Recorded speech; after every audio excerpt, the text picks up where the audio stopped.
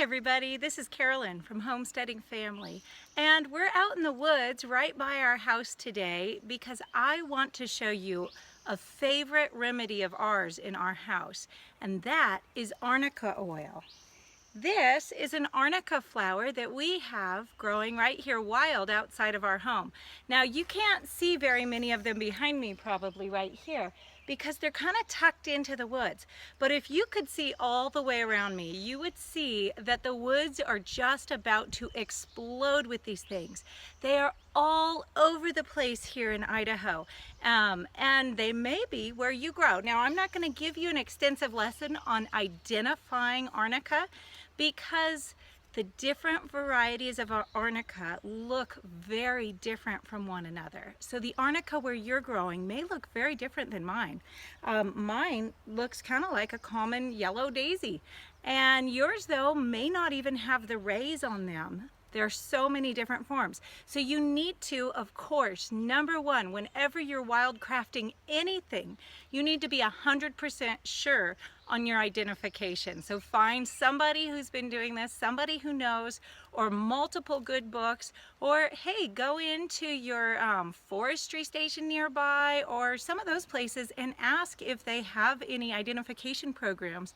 A lot of times there are people who will do wild herb walks. You might even be able to find a local herbalist who would be willing to do an herb walk with you. So that would be really great. So anyways, why would you want to make something out of arnica?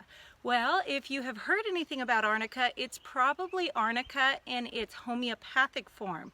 But the herbal form of arnica is very, very potent also, and it's extremely easy to make. So all we're going to do here is we are going to collect the arnica flowers, and we want to get them right about when they're at this stage, just a barely open bud, just starting to bloom. This is when they're going to be their strongest. And we are going to use this to make an oil for bruises, inflammation, or any sore muscles wherever there is not any open skin. So if you have a wound, this is not going to be what you're going to want to use. This could be very irritating for any open wounds or any cuts or abrasions on the skin. However, if you have sore muscles like a sore neck, maybe you're getting tension headaches from a sore neck, if you've worked out too hard, or maybe you stepped on the garden rake and you have a bad bruise, any of those things, this arnica oil will help very effectively and very quickly. So I'm going to go ahead and collect some of these flowers. I'm going to leave them out in the sun for about 30 minutes to let the water and the moisture evaporate from them. Otherwise we could get a little bit of mold in our oil, and we don't want that. So we're going to let a little bit of that evaporate and let any bugs crawl off and find some more wild arnica to go inhabit. And then I'm going to take you into the kitchen and show you exactly how I make my arnica oil. All right, everybody, now our arnica flowers have been out in the sunshine, going ahead and wilting, giving those bugs a chance to get off of them, and sitting out there for about half an hour. And you can see they've gotten a little wilty, they've gotten a little drier looking, and that's just what we want. We just want that moisture to have a moment to evaporate off. Here's some we did last year, and you can see that this is just a nice clear oil. It has a little bit of a yellow color, and its fragrance is decent. It's not exciting and it's not bad. So this is just such a great product to have. You can use this as just a massage oil and just use it exactly as it is here, or you can then turn this into a salve, which can be handy if you want to keep it in a little tin to go with you if you tend to have those headaches, or you're going to be doing some sports, maybe you're going out camping or hiking and you expect maybe I'll be a little sore. Oil isn't the best thing to carry with you when you have to move around a lot. We all know it can spill. A salve, on the other hand, a little tin of salve is really easy. So you can look up any salve recipe and just replace the arnica oil with any of the herb oils so that you can have a nice oil for sore muscles. This would combine really well with some of the other ones like a St. John's wort, which would also help with the pain, especially if there is nerve-related pain. And something that would be calming, I would put some lavender or something like that in there and combine those oils when you're making a salve or even just a rub. It could be really helpful. Another thing you could combine in is some cayenne oil, which is going to heat it up and bring a little circulation to an area and help to kind of heal those muscles that have gotten sore or painful. And it'll also help to clear out any stagnation from any bruising. So making this is so simple. Here's all we're going to do. Last year I did a pint of oil and it ended up being a little too little for my family. You can see we've gone through it pretty well, and I would have liked to have done some other things with it, but you know, as a good homestead mom, I'm always rationing, trying to get through the next season. It looks like I made it okay. So all I'm doing is taking a very clean jar. You do not want to wash these before you use them. You want all of that good stuff in there, but more than that, you don't want any extra moisture on these. You want them to be very dry, because the one challenge, the major challenge of making an herbal oil is making sure it doesn't get moisture in it that will cause it to mold. If you get mold in your oil, you know, throw it away and try again next year and do a better job at making sure that it's nice and dry. If you live in a very damp, humid place, you may want to stick these into a dehydrator for a few minutes before you start. Not enough to actually dehydrate them, but enough to go ahead and take some of that moisture off.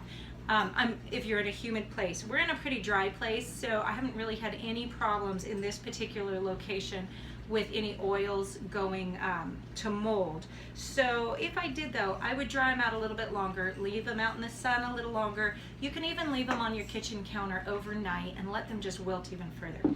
This is just olive oil. It's a good quality olive oil, but you know, you're not going to be eating this. You're going to be putting it on your skin, and your skin does absorb. So I do like using food grade things whenever I'm putting it on my skin. All right. Now, what we're going to do is make sure that we're going to shake this for every day, about 3 times a day for the first week. And what this is going to do is make sure that it mixes all of that up, so whatever has come above the oil is going to end up back down in there. It disorganizes any colonies of mold that are trying to grow and just mixes it all back in there and keeps it all safe. It also just, you know, spreads it around, just stirs it up to make sure that every area is getting all of that great herbal essences pulled out of it and into the oil. Now, I like to let mine sit for about 4 weeks. You know, I usually try to kind of go with the moon, a full moon cycle from wherever I am. And that's not, you know, some highly scientific thing, but it's a really easy way to keep time, right? Before there were calendars on the wall, we had the moon to help us keep time. And so that's a really easy way. Also, the gravitational pull at the different stages of the moon cycle is going to be different. And so that helps just to make sure you see through an entire cycle to make sure you get all of that great stuff pulled out. Just like the tides in the ocean, pulling the ocean from side to side, it also pulls other elements of our life. So we're gonna go ahead and leave this for about 4 weeks, shaking it several times a day for at least the first week, and then probably about once a day after that. And then we're going to strain it through something like a really fine butter muslin or a cheesecloth, and squeeze out all of that good stuff. You don't want to lose any of those herbal properties. And then you will have a lovely oil that is ready to help your toddlers with their bumps and bruises, your husband with a sore neck when he comes in from working all day, and yourself when you get those tension headaches, you know. And it's just going to save you from having to buy a lot of over-the-counter pain medication. You'll be amazed at how something so simple can be so effective, and it's cheap. If you go buy this much herbal oil yourself, you are going to pay, you know, for a quart, you're going to easily pay over $20 and maybe even more, and you won't know the quality that you're getting. I like to fill my jars up with the herbs so I know it's really potent and strong. And you know, a lot of times those herbal companies just aren't doing that. They're just, you know, real shallow and only a few herbs, and they're just not potent. Wow, you get the best and the healthiest and the cheapest when you do it yourself. So Ask around, see if you have any arnica growing wild in your area.